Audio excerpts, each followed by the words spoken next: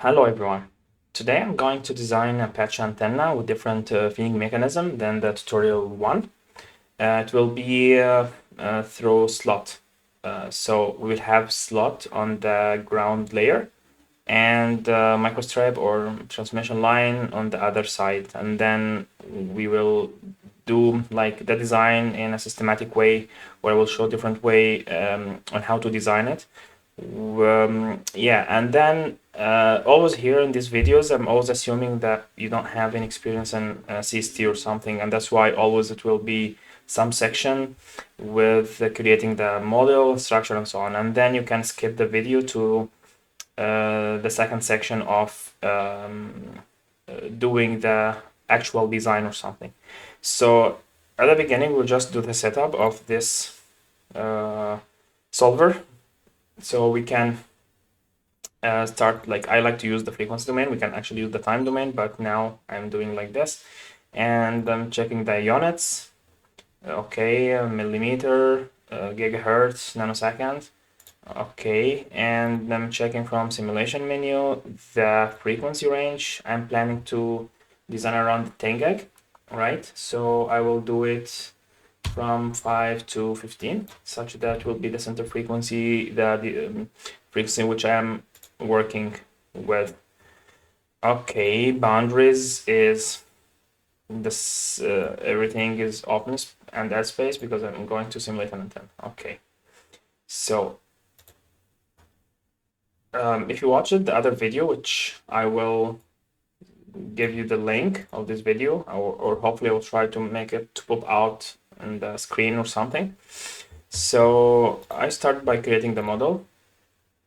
Okay, I'll get the break, and then this will be the ground layer. Okay, I prefer to always define it systematically like this.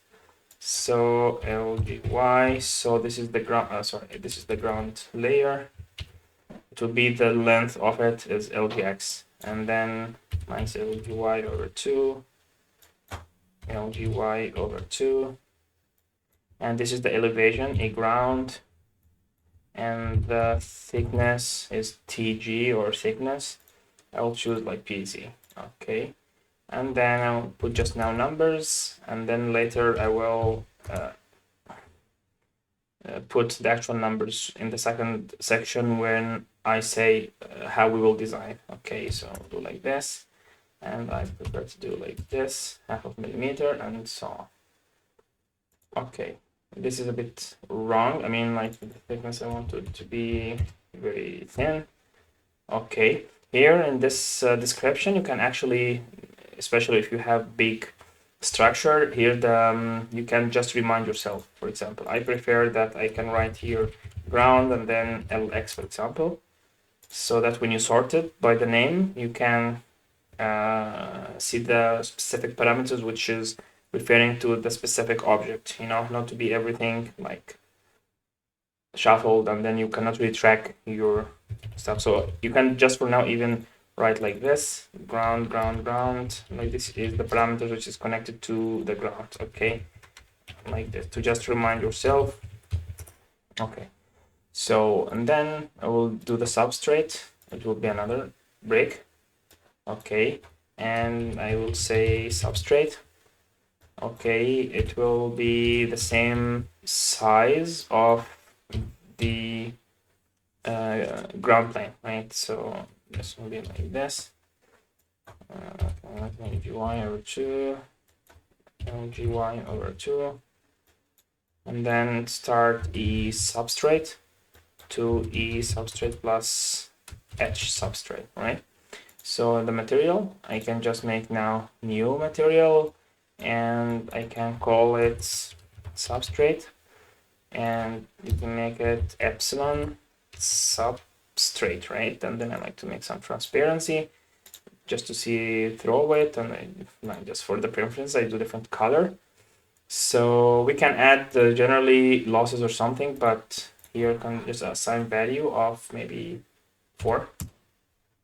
Okay, and then here I can assign conductivity or 10 delta or something, but now I'm just doing everything is ideal, right? So yeah, and then we can see here we choose the elevation of the substrate. It started from EG plus TG, right? It starts immediately after the substrate, sorry, after the ground, right? Or above the ground. And then I would say this 0.5 millimeter. Okay, so this is my substrate so far, you know, like something somehow practical. Okay, and here you want to move. If you press shift and you move the mouse, you will do like rotating a frame like this. If you do control, it will rotate in another way. And if you press control and shift together and you do, it will drag. And you can also press on the middle thing on the mouse, and then you can also do the same. If you scroll back and forth, you can do the zoom in. And then if you press space, it will fit the view, okay? And then, yeah, here we save, and then we do the patch itself. Like press and then press escape, and then you get here, I write patch, and then here I write L patch X over 2. Here L patch X over 2. Here minus L patch Y over 2. L patch Y over 2. Elevation patch. Okay. Elevation patch plus TG, because I'm assuming that the thickness of all metals are the same. Okay. And it is not really case sensitive. It means that if you write like this will be fine. Okay, like it will read exactly the same thing. So here I do for now any number less than the other one, the ground. So I'll say 9, and I will say here 5 or 6, and here is the elevation start from the substrate plus the height of the substrate. All right, and then here we go. I write different dimensions to be visually easy for me to track that I do the dimensions in the right way, right? So here again in the part of the substrate we can say like this, substrate, and then we have it the same, and for the patch like this, right? And you can do the same. Okay, so here we go.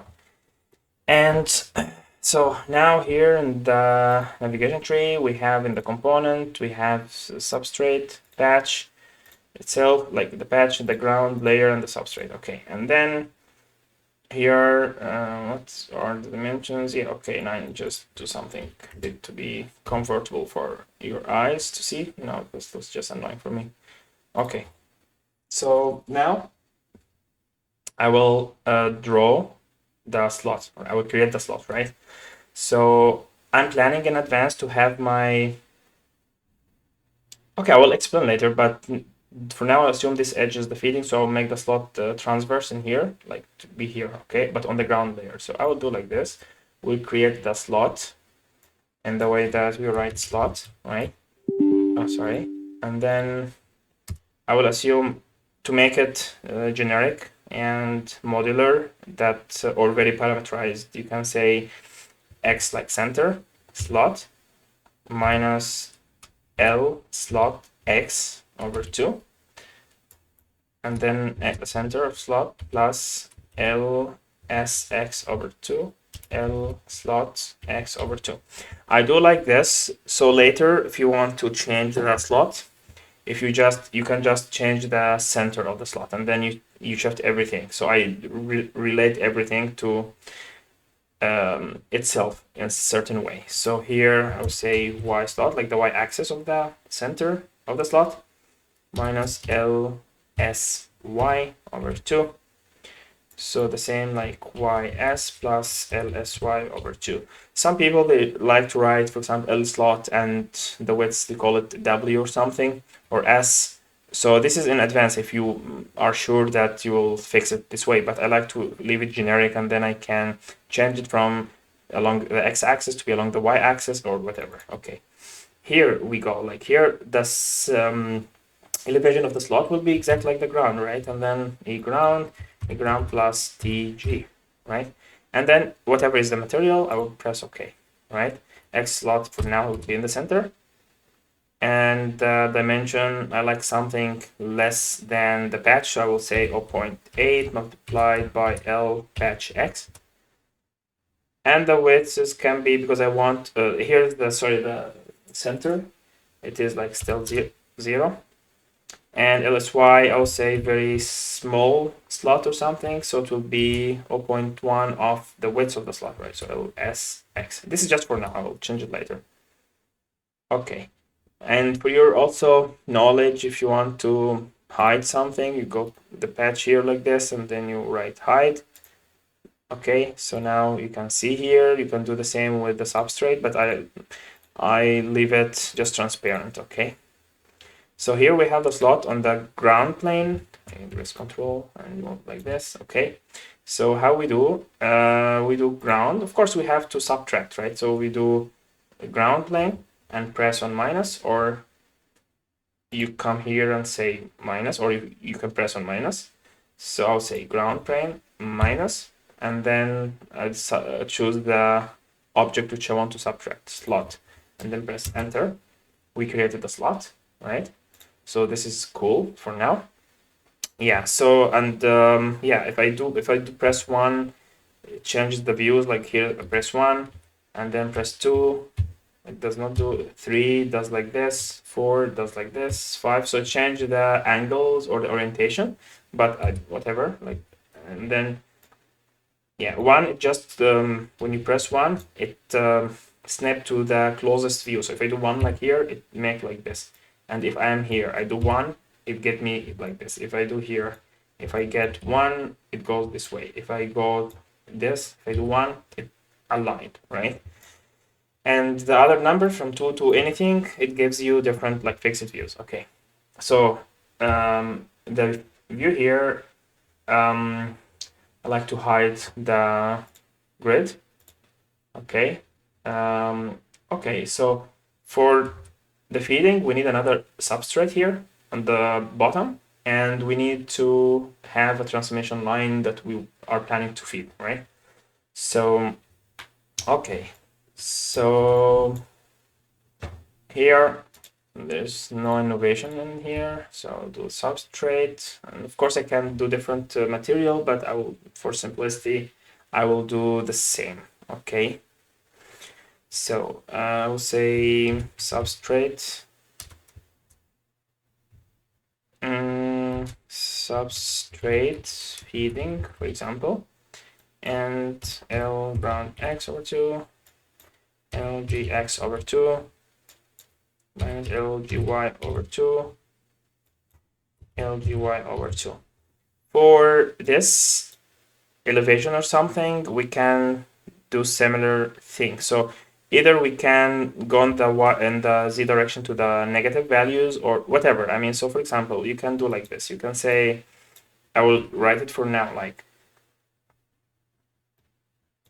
E substrate 2 or E substrate feed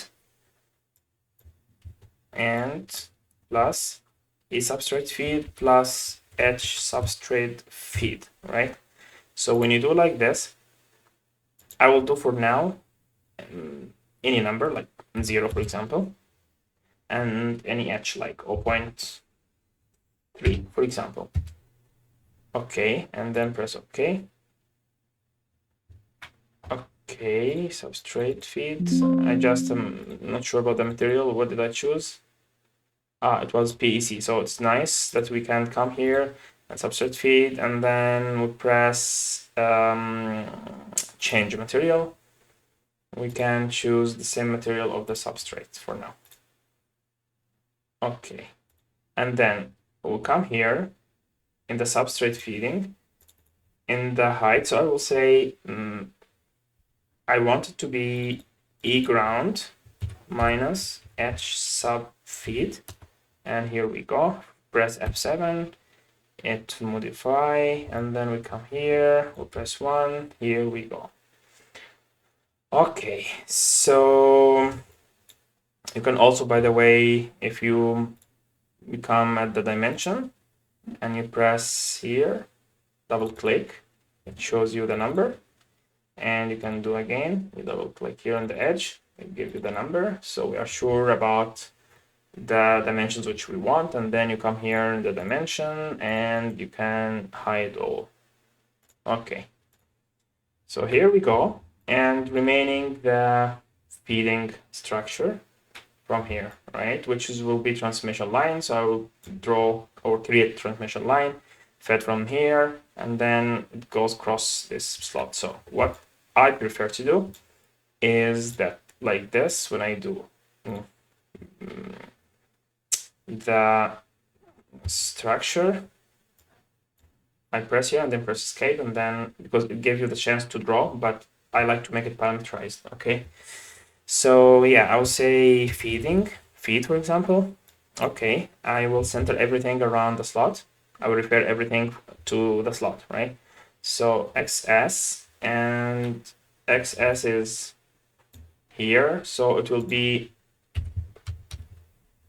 I will have the width of the transmission line in this dimension, but I know that will be all the width, so I choose the parameter W, and here I'll do like this, XS plus W feed over 2. Why do this? So if you move the slot, you can move the structure, which is the transmission line, with it, right? So for the length of the transmission line, I will do something a bit different. So for example, it would be YS, right, minus LSY over 2 minus, actually here, because I know that I will always feed from the edge, it is up to you. So I can say for now it is like minus LGY over 2, because I know that it will start from here. And then the Y max, it will end where, like YS plus LSY over 2 plus L feed. So this L feed for me is the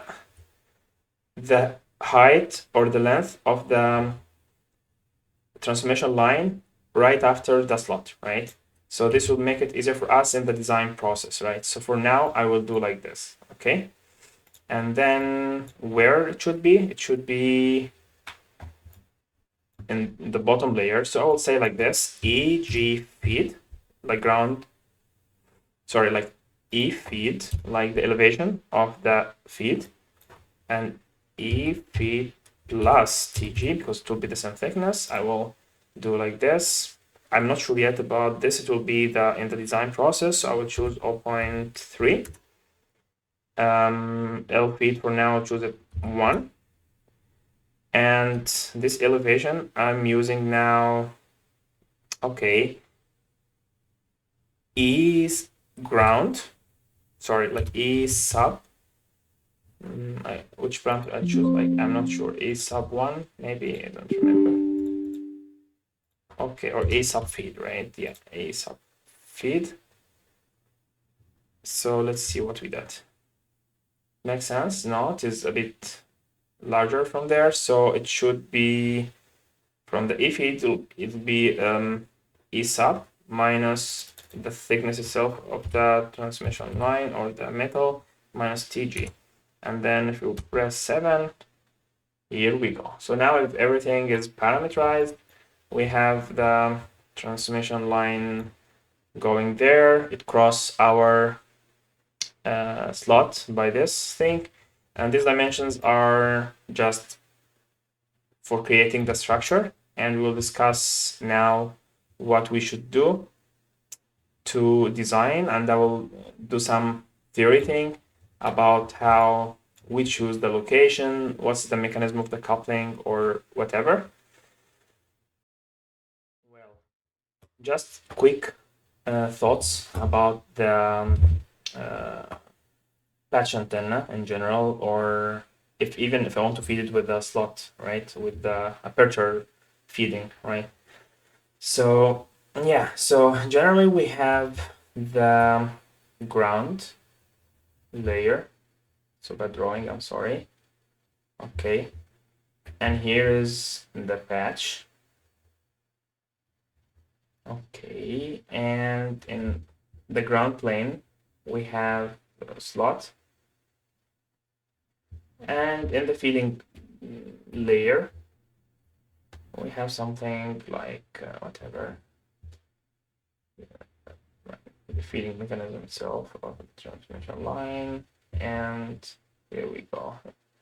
Okay, so how I choose the parameters in general, like so here's the feeding, right? Okay, so what I should do is like this. First of all, you choose the radiating edge. So for me, I will choose, for example, I decided to choose by this creations. I started with this at the radiating edge. And we know that this should be lambda guide over 2. So this should be lambda over 2. And the lambda itself to be the guide lambda. So this is lambda, right? Means lambda free space divided by epsilon effective, like the permittivity which the whole patch C. And if you want to know the details about this, I mentioned in tutorial 1. I will leave the link in the description. So, and we agreed that this thing will be almost the epsilon which we want, or a little bit less. Like you can start by 0.9 multiplied by epsilon or something, or you can start even like with the same, because at the end of the day, we will use the software itself to tune it in fast way, right? But I mean, this is fundamentally what is happening. So this we call it L1. L2, we agreed that it control the impedance, it decide the bandwidth in some sense of the patch. It controls the reactive, like the reactive amount of the impedance, or the reactive parts, like inductive or capacitive, or how much capacitance or something. And we agreed that we need the mode always resonating, that this mode, like we need this mode to exist. This one we don't need it. So to push it to higher frequencies, we make the L2, we need it to be smaller than L1, means that resonance of the frequency F2 will be larger than the resonance of the frequency F1, because this L is proportional to lambda, right? So we choose lambda to be small, such that the corresponding frequency will be higher. So this is one thing, right? The other thing is that also in the tutorial 1, that if this is the patch antenna, I'll not do the other things. So we agreed if this is the radiating edge, right? So we have two things to observe, right? We have electric field and magnetic field, right? So for electric field, we'll start by the magnetic field. It should respond to the current. So if the current is like this or whatever, so it means that the magnetic field underneath the patch is like this. Okay, why? Because the current finally as an equivalence, it should be N cross H from the boundary conditions, or the equivalence theory, means that we are sure that it should be like this, and magnitude wise it should be something like so few, like 0 on the ends, and then have maximum in the middle and then back again, right? This is for the magnetic field. And for the electric field, should be of course normal on this, should be either getting inside the page or outside of the page, right? And with the same magnitude, but the direction, the sign is flipping, right? So the sign will be, let's start here by maximum, go to minimum, and then, so this is the 0. It will be here plus or minus, like here plus and here is minus, right? So this is one thing, right? And that's why when we feed by the coaxial, which we said in the first video, feed here, we decide the impedance level, because the impedance is V over I, and this is proportional to E, this is proportional to H, means E over H. So when we have E minimum, I get impedance like 0. And if I get H maximum, H minimum, the impedance is infinity. It means that the impedance profile, if I feed by the coaxial, will be here as 0, here as so high. So this is the conclusion of the first video. Okay, so what is different here in this feeding mechanism? A little bit different. Okay, I will do some cross section, right? Or side view. This is the patch. This is the ground, the drawing, sorry. So this is the patch. Again, that drawing, that's fine. This is the ground. Okay, and I will look from this side. So I will say this is the feeding here, like some slot. And the transmission line goes like this. Let's say it will go. Okay, this section will not really help now. So we have two sections. We have either this, or if we want to look at it, this is the patch, and this is the ground, and this is the transmission line. We see like this. Okay, so what is happening? So at the beginning here, for example, we know that across this edge we have the E field is like this, and if this is in the center exactly, and here is like this, right? Because, and here actually, let's say very small like this, and okay, this is one thing, means that, and here maximum, and here is maximum, right? So to be sure first that the placing is here, what happens exactly in the slot, that we know that if we have two pieces of metals like this, I make zoom here like this, 100% that electric field, it should exist perpendicular to both ends. So I know well that the field will be induced here this way. Means that the induced field will be like this, or like or the other direction, whatever. And there is a property with electric field lines that it must be continuous and having like closed loop. Means that it always must like to do like this. So if I have them, so what is happening means that, okay, I mean, I will take this one for now. Okay, so this is a bit, because you know it's alternating with the time, so it's always each moment it can reverse, right? And I'll just do like this. Means that the electric field goes like this, and then get exciting here, and then back again, right? Means that like this thing, it means that if I place the port or the slot here, it will basically couple to the patch antenna. Why? Because the overlapping of the mode of the slot can overlap easily with the mode of the patch, right? So this is also one important thing. Okay, and here this bit also we can also understand in a different way. So here if we look at the E field, but the E field will be very small, right? I mean, means that the magnitude of the coupling, you can imagine that it is not really good, right? So, but you can, by saying this, you miss that it is E or H. That's why we call it E coupling or H coupling. So if we have the same thing, here we plotted only the E field. So if we plotted the H field, we are creating the slot. And here is the transmission line, goes like this.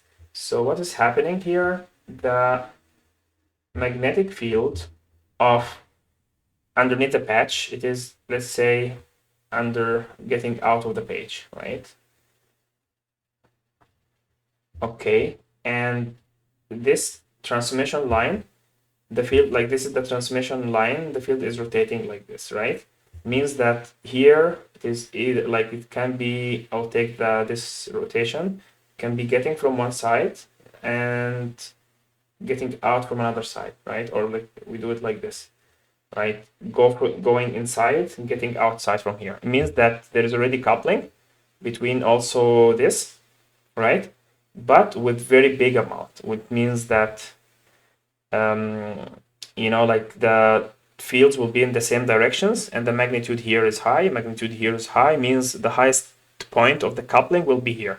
It means that the coupling is depending on h, and the coupling here is really the maximum. Okay, so here we go. It means that the conclusion of this thing is that if I have a patch antenna, if I do E coupling, like the coupling based on the locations where the electric field of the feeding mechanism will be in the maximum location, the maximum, like the feeding mechanism will have an electric field aligns with the electric field of the patch antenna, right? And for the H coupling is the opposite one, that I will have the magnetic field of my feeding mechanism at the location where the magnetic field of the patch antenna is the maximum.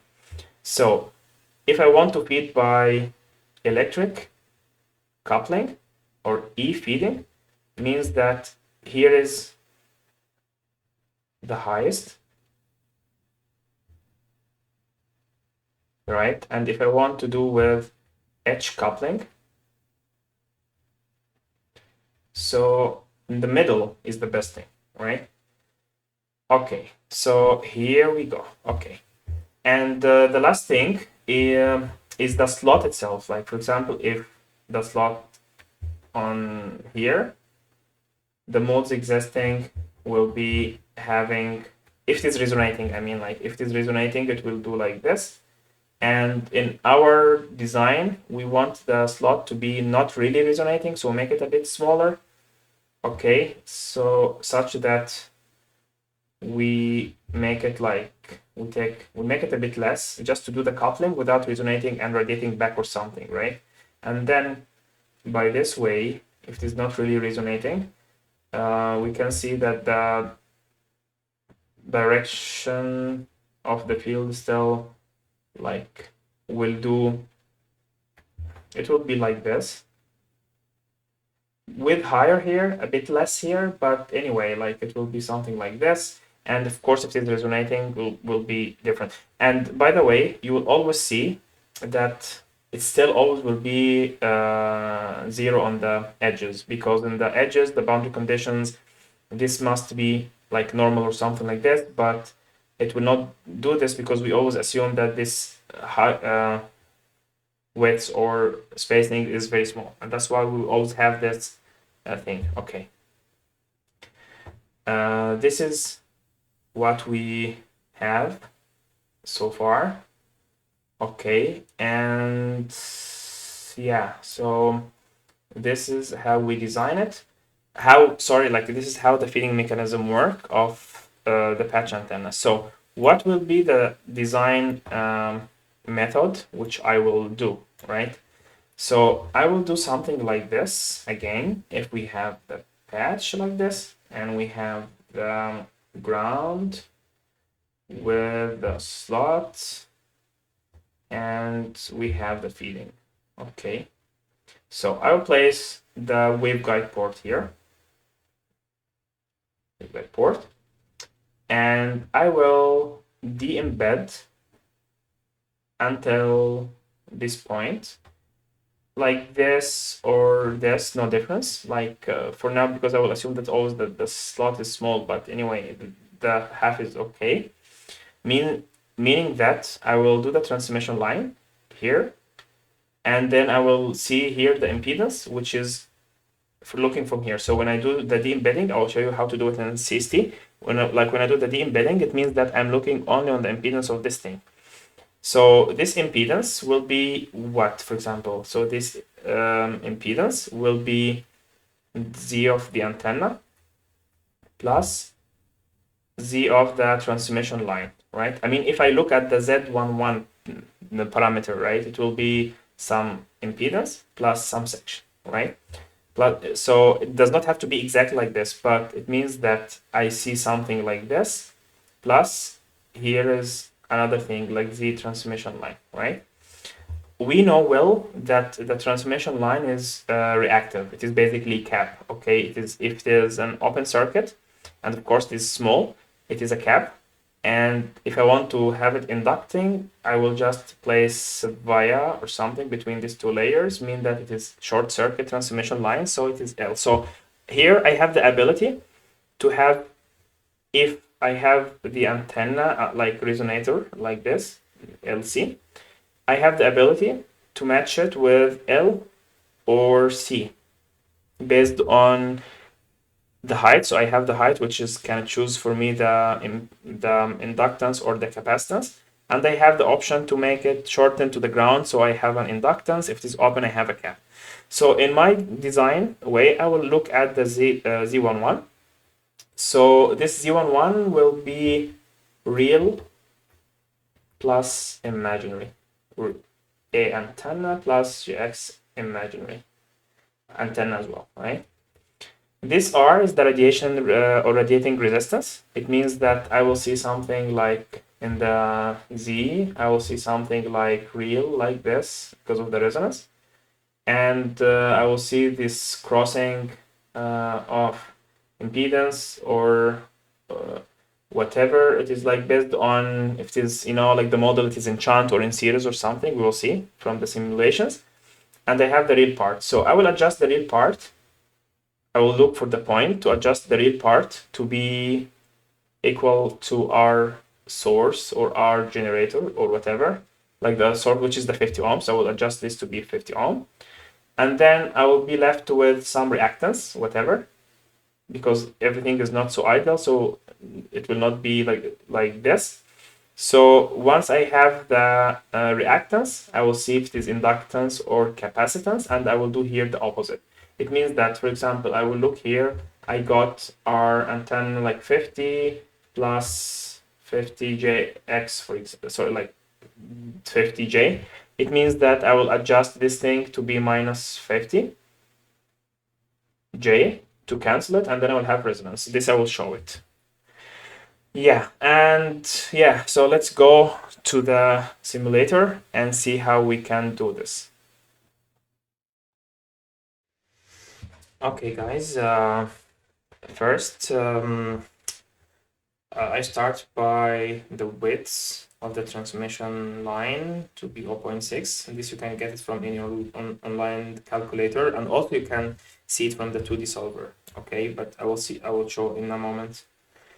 And yeah, so at the beginning, I will decide the frequency which I want, called if node, which is 10 gig, and the corresponding lambda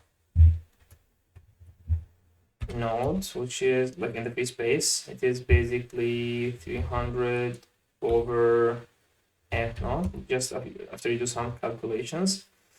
So I will choose the background, like the ground plane, to be lambda over 2, which is lambda node over 2, and the LGX is the same, and press F7.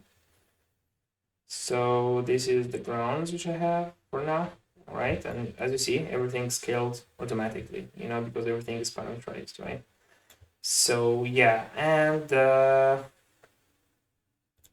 this is the non-radiating edge, which is 0.8, for example, the closest, the biggest bandwidth, and still the other mode does not get excited, right? So this LPY, and LPY, I'll say lambda node over 2 over square root of epsilon sub, right?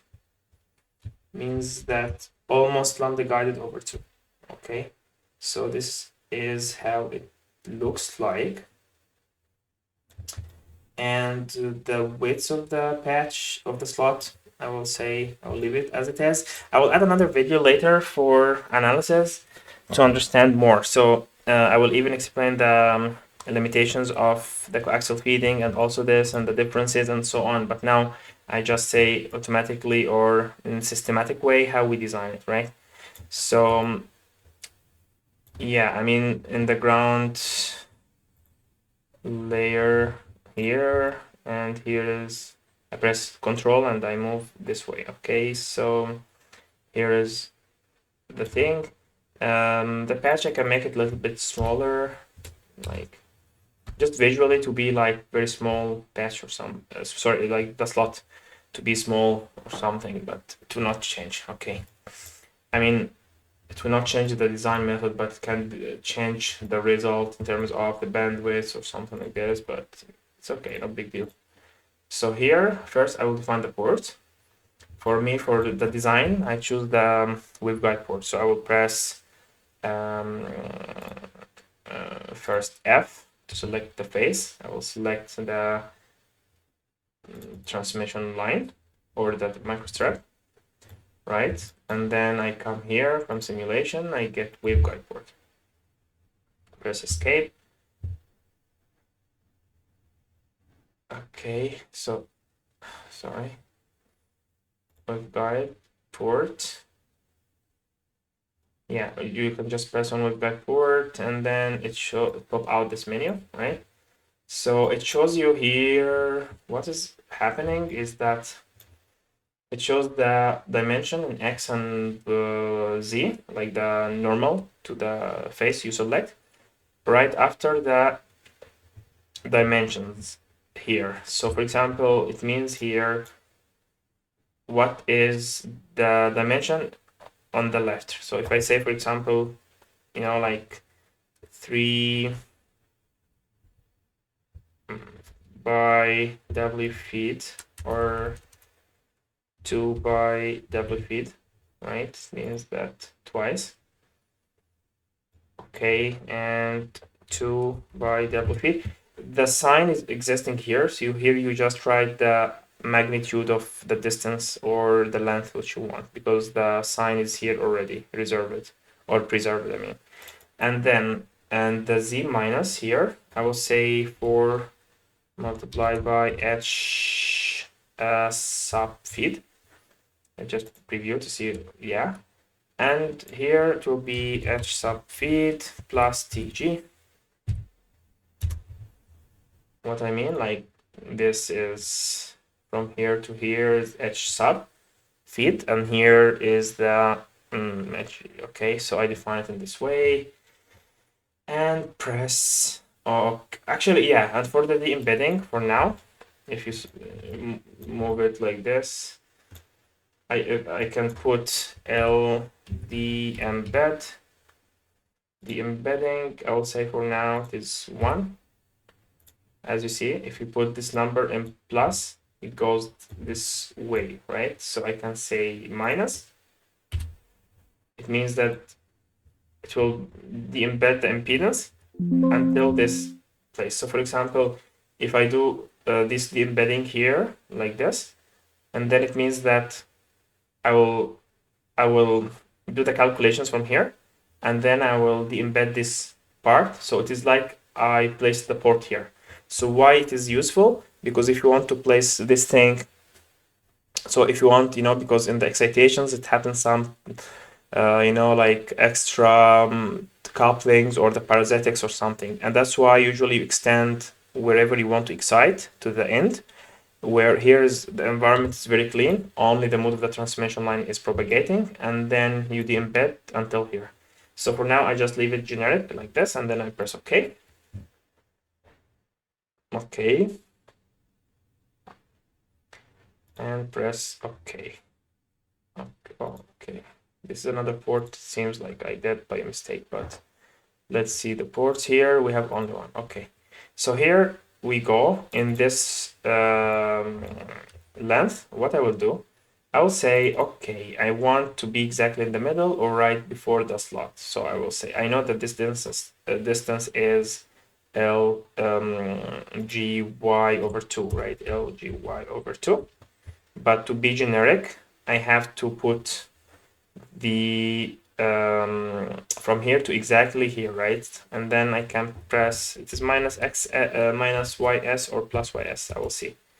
So here, for example, it goes to the middle, and then minus LSY over 2 to make it right before.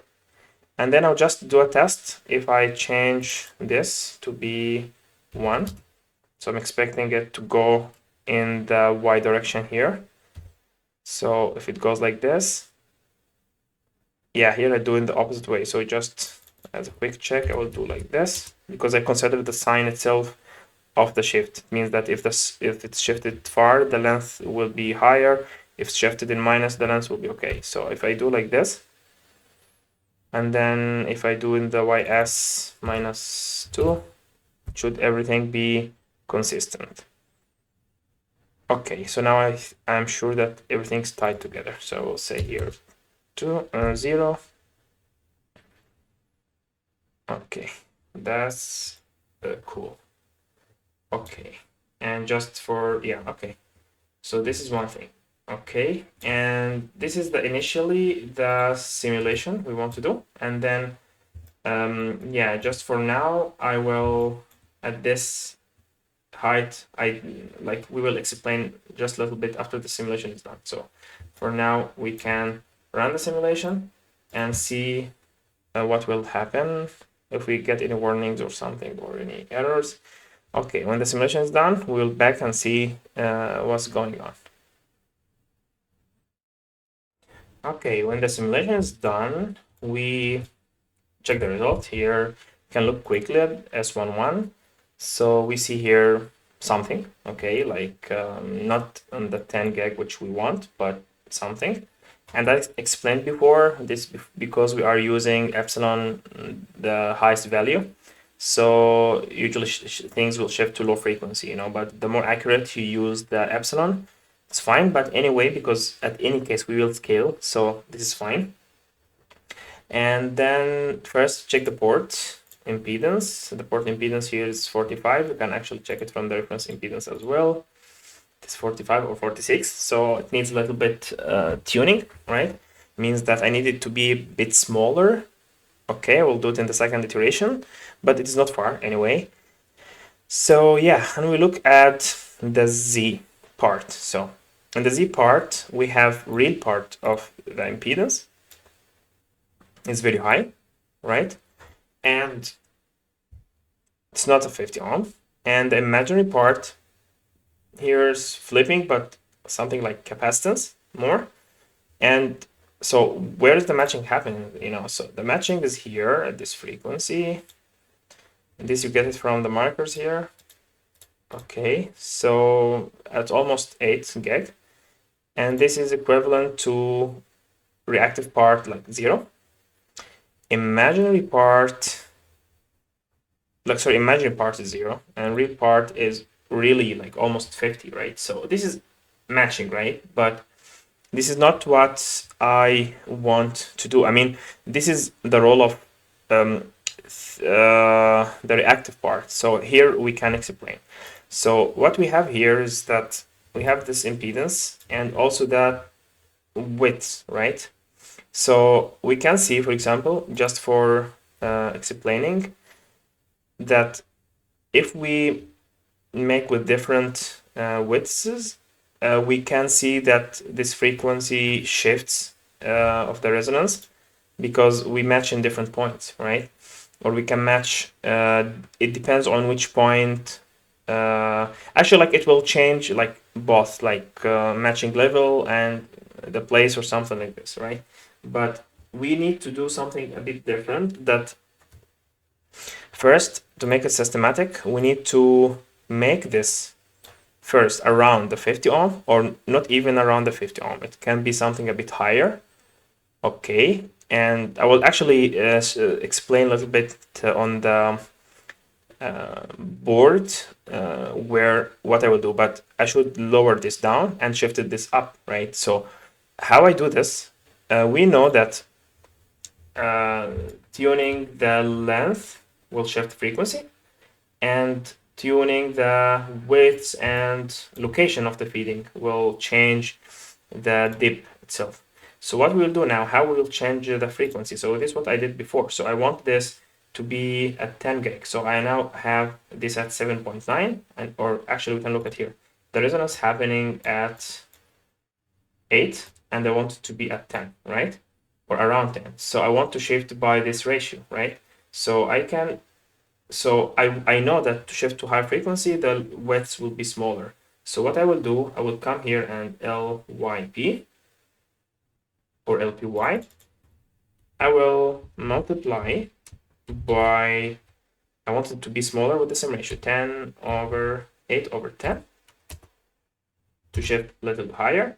And just because I want the impedance to be a little bit longer, so I will do like this and see in the second iteration what will happen. So for now, I will do this. I will press F7. Okay, and let's simulate and see what is the result so far. Okay, and then let's run, and then we'll see the result, and let's discuss again. Okay, so to look at this, we see that we have nice shift, actually almost to 10, and more precise, if we look at the Z1, the real part, we shifted almost with the same ratio. No, like we shifted very close, okay, because like at each frequency, epsilon can be a little bit different based on the neighborhood or something, but it worked quite well, okay. So we know now that if you wanted to track it back, so you can make it a bit larger by this ratio, by this, you divide, you can make like this, and you multiply here by 10.2 over 10. So it's like you keep tuning and like just a few iterations, and you really hit the thing what you want, right? So this is fine. So the magnitude is the same and high, and we know this because we are feeding on the biggest point of the coupling, and that's why the coupling is really high and narrow. And here's the point. So what's the impedance level we wanted here, right? So now at least we know that we have this, and look at the imaginary part. So we know that the impedance is here minus 50, around minus 50, right? And yeah, around minus 50, like capacitance.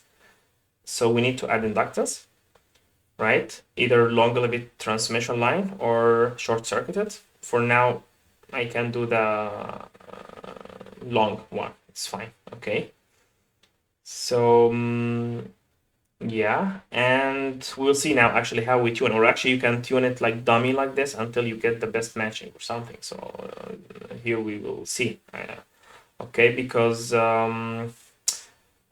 it depends fine, like we will see in the next step. So for now, what's the impedance level we want to do? I mean, this is actually more important, right? To have the biggest bandwidth, right? So we can go just to the whiteboard very quick. I mean, so we know that the impedance is, or we want the S11 to be something like around minus 10 dB to be better. So this 10 dB, like this S11, also it could be like gamma, which is Z load minus Z node, like which is the 50, the load plus. So it is like basically the difference of Z over the sum, right? Or the sum, whatever, how you want it, right? So this difference in magnitude, like when we say the magnitude we want it to be 10 dB, actually we're talking about magnitude of S11 in dB, right? It means that the difference could be less or higher. So you can find by the calculation the impedance range from 80 to 30, 32, something like this. You can do this equals ones equal like plus or minus, like plus or minus the real value of this is, which is 0.3 something, so meaning, so if we back to this, so we need here to have higher the worst value, which is 80.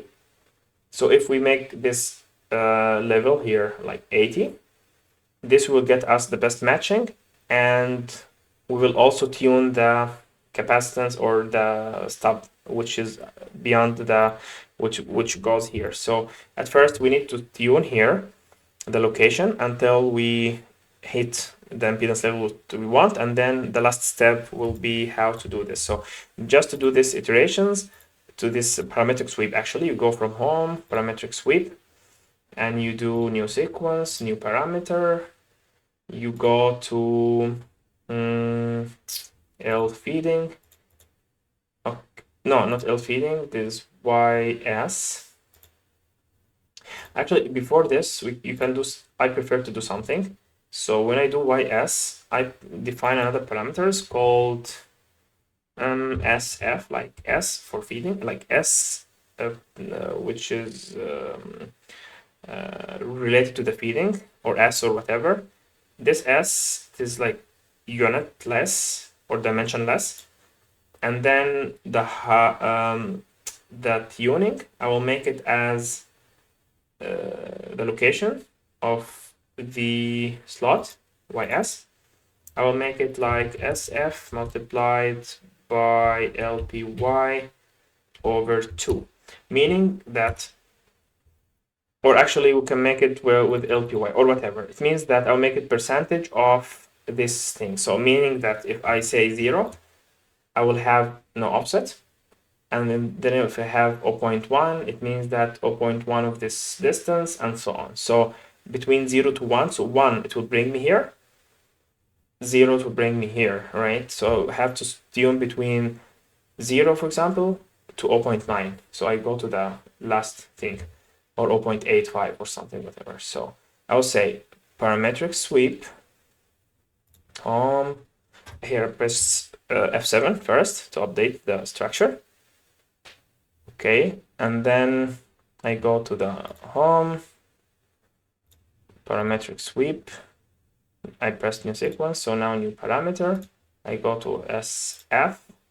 It shifts from 0 to 0.85 maybe, or 9. Okay, 85 or 8. Okay, and number of samples, we'll make 10 samples. I don't care. Or 6 samples. Okay, or I can make something like step width. I can make it always goes 0.1 step, right? Meaning 9 steps. I will press start. I will see that, wait it to be done, and then we can see the result together.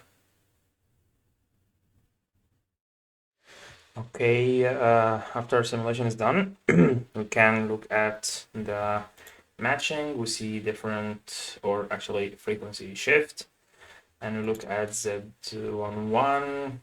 We can see that it go lower as we are expecting, but there is also frequency shift, right? And then the frequency shift, we can explain it in the whiteboard, but for now, the most close to this is to be like 80, as we explained. So this will be almost what we look for, a bit less. So it's like we want something between this and this, because the other one, when it's 0.8, it is almost 50. So we need something in between, right? So I will take it like 0.71 or something. So for now, I want 0.71. Okay. 0.7, let's say 7.1, for example. And another thing is that to count for this frequency shift, right, between here and here, like we need to shift like here is 10.3, and here is something like 11.4. So we need to scale things up by this ratio. So I will say, because I will choose this, and then I will scale it to the a bit lower frequency. So I will multiply the LPY by 11.4 multiplied by 10.3. And let's see, and press, of course, F7. And just in case, because I want the data to be clean, like not to mess with the previous results. So I will say process data, will delete results. And let's see what we get. Okay. And then we can go first to the whiteboard to explain why this frequency shift happening. And then we'll back to see the result. Okay, we know that the patch antenna is like a cavity. We say like it was like a cavity, but there's an opening from the all ends, and that's why the field fringes, and then we have the radiations of the field, right? So, and that's why the resonance of the patch antenna is a bit shifted because it's not exactly cavity. So these things shift to the lower frequency. Why? Because if there is a cavity, the field is confined exactly and inside the cavity, right? But if I have an opening, there is fringing happening, right? This fringing makes the field goes a bit far. So now we can say effectively the lambda over 2 is a bit larger, means that the frequency is lower. And that's why the resonance always going a bit lower than if it was a closed cavity, right? So how we think of it, one way of it, to look at the field. What happens if the patch with these locations of the slot, right? So if the slot is here, and of course what we draw here is the edge field, right? But in the polarization is like this. But if we say about the E field, the E field is very low, almost zero actually in the middle, and then start to be low, like high until the edge, and then here just flip, and then goes high until the edge, right? So when the slot is here, especially if the slot is very small, right? It's not disturbing anything than the normal patch antenna, right? Which is fine, but we'll take the extreme case, right? So if this, so then this means that I have here whatever is the resonance is the same, like it did not change. So if I have another case when if this is the patch antenna and this is the ground, and then it is a bit shifted here, right? So what is happening is that, and here it was the fields, it goes higher, higher, and then it goes different, and then higher, and then here something happens, and then, okay. So this means what? This means that here is some deformation, because this deformation happens because the field will go like this or like this, right? So inside or in these edges of the slots means that if I want to make it closed loop, it will do like this, and then it will basically should go like this, right? Means what? Means that here for this side of the patch, we can notice that there is difference in this field intensity, right? It will be less, right? And then it means that, and the more we shift the slot to this direction, this E field will become higher. So at some point, this field will become less. It means that the field will be biased here. So it can be seen as if you integrate it or if you see the overlapping. So this deformation change the impedance. It also changes the resonance in the way that it makes the cavity or the like it will make the mode itself, which is like this mode can be written as a superposition of the mode of the patch antenna, the clean one, plus something, So this something, so this mode, which is like here, this is the contribution of the slot. It will make some field, but this field, it will be smaller in the space. Or you can say that we spoil here many things, and it means that most of the uniform or the radiated field will be almost smaller in the space, and that's why we have a frequency shift, right? But this frequency shift, it is not big. So for example, here, when we go exactly at the edge, we have frequency shift by percentage of 10.3 over 11.4, which is actually, it is not very big actually. It can be like something like 0.1 or a little bit less, like 0.09 or something, right? So this is intuitively explaining. So the more slots we add, the more perturbation happens to the cavity, and you can think of it like this. So if you have something like metals, if you put anything metals, it shifts mostly to like like lower frequencies or something like this. It makes the cavity looks more, the field's more confined.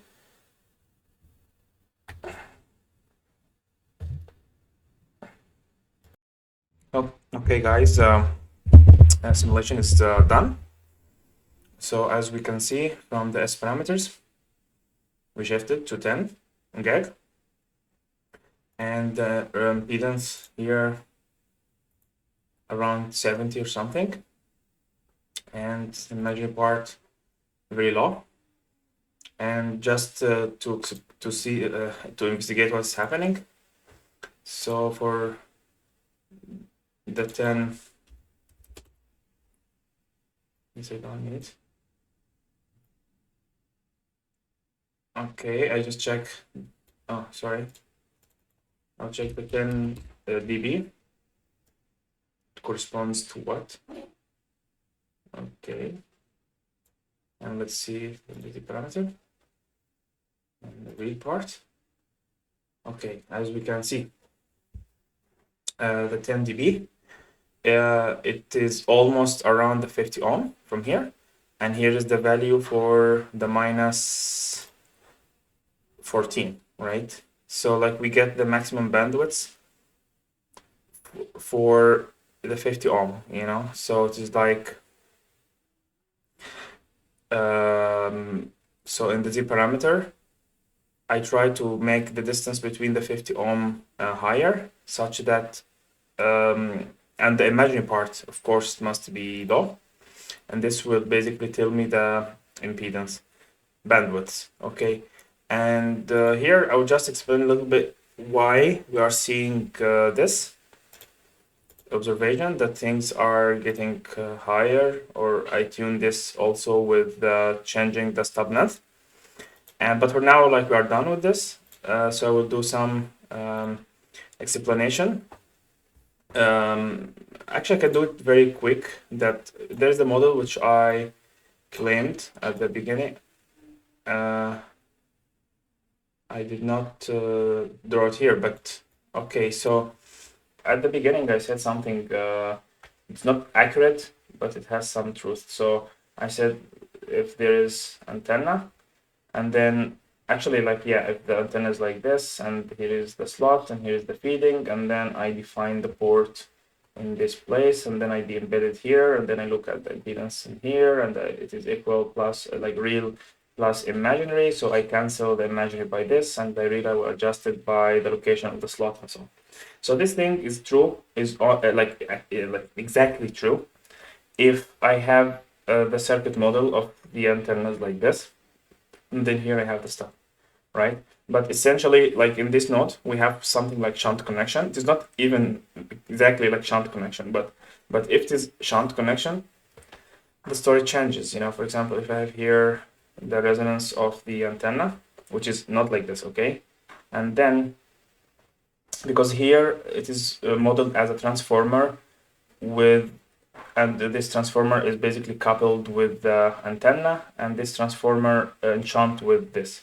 So this we can try to investigate later. If you want, even you can leave to me in the comment. I can do so, or we can do together. I mean, like, I did not do before. So this is that transmission line. So this means what? If I'm in the Smith chart anyway, if this is a cab, and if like in the Smith chart you have this R circles, this G circles. This is if you add series element. This is if you add shunt element, right? Okay. So what is happening generally if I have just C, that I move across any G circle. So it's like if I have a load here, I start to move like this, right? and then here the conductance, like 1 over the impedance, is fixed, right? So, but if I do with the transmission line, it can be a little bit different, you know, like the transmission line. I mean, it depends on the model. So it could be, if the moving is not exactly on the G circle, it could be something else. It could be something on the gamma circle or something or whatever. So this shift, like, since we don't know the model, we don't guarantee that it goes like this, but it can go something like this or whatever, meaning that to be sure exactly how the trend will go, I have to know accurately the model. But what we are sure about is that if we bring this to almost having real part around the 50 ohm, right? And then we can tune this. We are playing already around the matching. And then if we have different values, and then we just tune on this C until we cancel it. So by this way, it may work. So I want to say, like, maybe in the next video, if you would like, you can leave any comment to me. We can investigate more closely from what happens in the patch antenna generally. So we will see from the response of the antenna. We can see from the imaginary part, like this. We can see from here how we model it as shunt or series, and then we can just get something very accurate here. But anyway, now to just summarize the steps, it is first, we have the patch, we create the patch, we create the slot, we create the transmission line, and we build the port, and we the impedance of here, right? And even it could be nice thing at the beginning, we have very short thing, okay. And then this is step 1. And then step 2 is to tune frequency. Like if I notice the dip anywhere, I can do the frequency scaling by just seeing the difference, or the difference between the frequency F1 and F2. And then I change the L2 over L1 by almost opposite of the ratio. This I bring everything to the frequency which I want. And 3, and of course here I connect everything to LPY, you know, like, so everything as proportional to LPY. And then after I do this, I adjust by feeding location,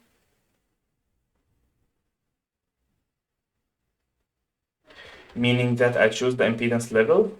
Here is high, I go lower here, and then stop tuning.